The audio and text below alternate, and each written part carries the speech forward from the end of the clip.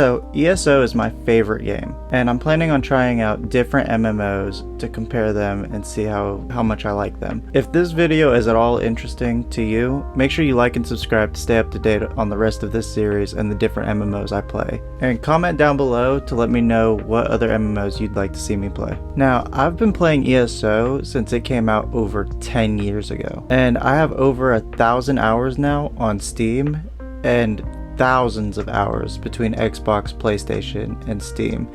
PlayStation is where I originally was playing for probably the first 7 years of me playing ESO. And recently, within the last couple of years, I've started venturing out to Xbox and Steam. I've been enjoying ESO a lot over the years, but I wanted to check out some other MMOs to see if there's anything I'm missing out on, and if you guys should also check out and play those MMOs. For those of you who know, I started playing Legend of Zelda this year for the first time, and this is just my Link character that I made in ESO. This year, ESO decided to change from a yearly expansion to a seasonal game, which means we'll be getting expansions more often, but they'll be smaller, or at least that's what that means to me. ESO isn't quite a free-to-play game. It requires an initial purchase, but doesn't require a subscription like a lot of other MMOs out there. The base game is $20, but it's constantly on sale. I think I saw it for $3.99 on the Steam Summer Sale. You can also pay for the edition that comes with the current expansion, and you'll get all of the previous year's expansions along with that. But even if you just decide to get the vanilla edition, it still comes packed with thousands of hours of content, like dungeons, trials, which are 12-man raids, and delves, which are kind of like mini dungeons. And you even get Infinite Archive for free with the base game, which is what I find myself playing the most nowadays. I think if you like roguelites, then you'll enjoy Infinite Archive. For those who don't understand, it's basically an endless dungeon where you go through and clear rooms and collect buffs along the way. If you decide that you want even more to do in the game, then the DLCs will increase the number of zones and content you have to play in the game. And you can even get all the previous year's expansions by just becoming a subscribed member. But the best reason I recommend to people that they should subscribe is for the crafting bag, which is basically like an infinite bag that holds all of your crafting materials inside of it. It's extremely useful, so you're not constantly managing your inventory. For an MMO, I think one of the things that ESO is great at, possibly even the best at, is allowing you to play the most of the game completely solo, like you're playing just another Elder Scrolls title. That's typically how I like to play personally, but I love having the option of being able to play with other people whenever my friends are online. They've even added companions in recent years, making solo content even easier.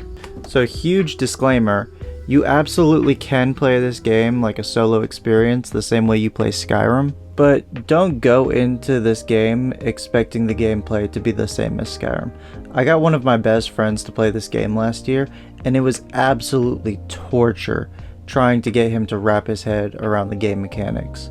So that's just something to consider if you've never played an MMO before. The stories in ESO, however, I would put up there with any storyline from Skyrim, and possibly even above a lot of them. Some of the best storylines in lore in Elder Scrolls come from ESO, and they're constantly adding to it and expanding on it. The armor set system in ESO is extremely unique to what I've seen from other MMOs. You're able to wear 2 full 5-piece sets, and having certain sets equipped can allow you to do crazy things like summon a volcano, a blizzard around you, or just give you a nice stat boost. You can also get a 2-piece monster set or a 1-piece mythic.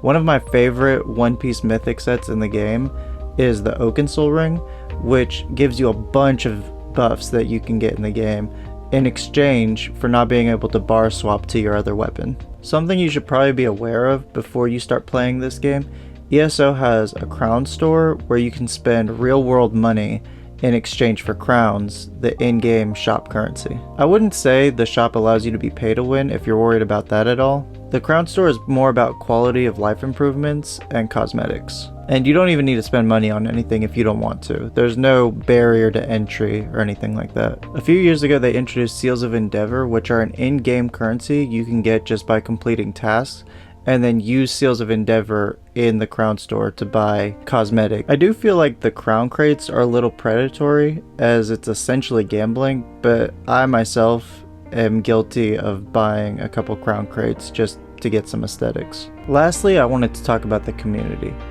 I myself have met some really great people through this game, but I just wanted you to be aware before you start playing ESO that there are a lot of people in this game who care way too much about what build you are or aren't using. And I've been kicked plenty of times for an armor set or a skill that I have equipped. But at the end of the day, you should play the way that you want to play.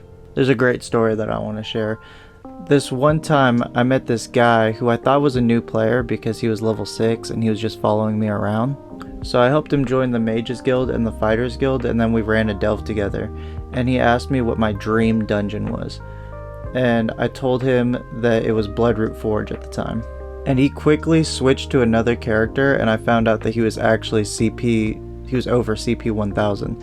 And he invited a friend who was around a similar level to him, and the two of them helped me clear Bloodroot Forge. So there are some really great people in this game, you just have to go out there and meet them. So with that being said, if you're into Elder Scrolls at all, or if you're into MMOs, I say give Elder Scrolls a shot. But if you're still kind of on the fence, I would say wait for it to go on sale. That's the best time to pick it up, really. And for those of you who know that I play on Steam Deck, if you're wondering how this game plays, all of the footage from this video was captured on my Steam Deck, and it plays so smooth. It's my favorite way to play ESO now. I'm also not in any guilds currently, so if any of you guys are in guilds looking for new members, leave your guilds down below in the comments. And if you enjoyed this video, be sure to like and subscribe, and let me know what MMO you guys want to see me play next.